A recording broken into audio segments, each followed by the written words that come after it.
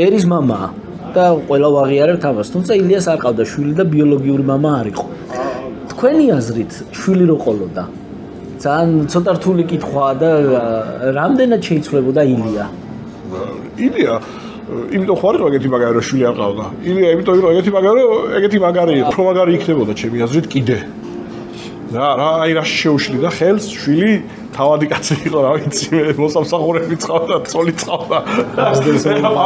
მის გამოს არცვლელი არ იქნებოდა და არაფერი და აღმოსდრდელი კიდე საუკეთესო იქნებოდა თვითონ ამიტომ მგონია რომ ილია ძალიან მაგარი მამაც იქნებოდა ძალიან მაგარი მამაც იყო და ეხლა რატო იყო კიდე ხანდახან ვერ ვიგებთ ხოლმე ილია რატო იყო ეგეთი მაგარი ადამიანი აი ილია რომ ჩამოვიდა პეტერბურგიდან საქართველოში ხო საქართველო აღარ იყო რა პრაქტიკულად აღარ არსებობდა გარუსებული იყო მთელი ელიტა აი ეს თერგდალეულების თაობა ვინც მოდის ეგენი სვამენ მე კითხებს რომ რა ხდება კაცო ჩვენ ესეთი წარსულის ხალხი ვართ ესეთი მაგრები ვართ ესეთი ისინი ვართ და ესე რა ხელახალი დაბადება ხდება ილიას თავოსნობით საქართველოს იგივე მე წერა კითხვის გამორჩენელი საზოგადოება რა ვიყოთ აი რა ვიცი მართლა რკინის ქალამნები ჩაიცვეს ამ ხალხმა და რა ვიცი რკინის ის რა ქვია როგორ ქვია ხელჯოხები დაიჭირეს და მთელი საქართველო მოიარეს რომ ნახოთ რამ ხელა ქსელი იყო მე გაკეთებული აი 20 წლების ჩათვლით სანამ დაიხურებოდა წერა-კითხვის გამართულებელი საზოგადოება რა ვიცი რა მართლა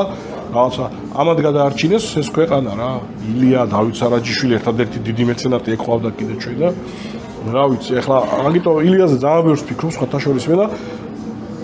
ილიას ხედავ ხოლმე მე უფრო აი როგორც აი ადამიანს ესე უყურებ ხოლმე რა ეხლა ერთი გადაცემა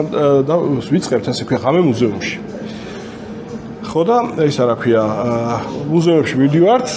ღამე ვიღებთ და ვაცოცხლებთ ამბებს რა და ეხლა რა საინტერესო იქნება ხო კი ხო და ეხლა გადავიღეთ დავით სარაჯიშვილი მაგალითად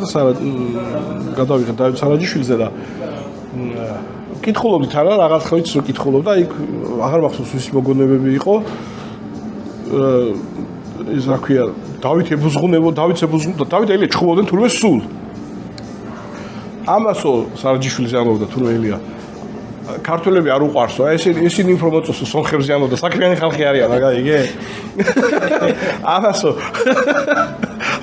ამას ეს ქართველების ინფანტილიზმი არ უყარდა სარაჯიშვილს უფრო საქმიანი ადამიანი იყო ძალიან და ამას სუფრაზე თქვა ერთხელ თუ რაღაც ეგეთი და მე თურმე წუწუნებდა რომ ისაო რა არის შეტა რომ მოდიოდა საჭმელს უჭაო მე კუჩი მткиვაო და ნუ ჭამო ამას სარაჯიშვილს უყავს და რა ვქნა გემრიელი საჭმელები გაქო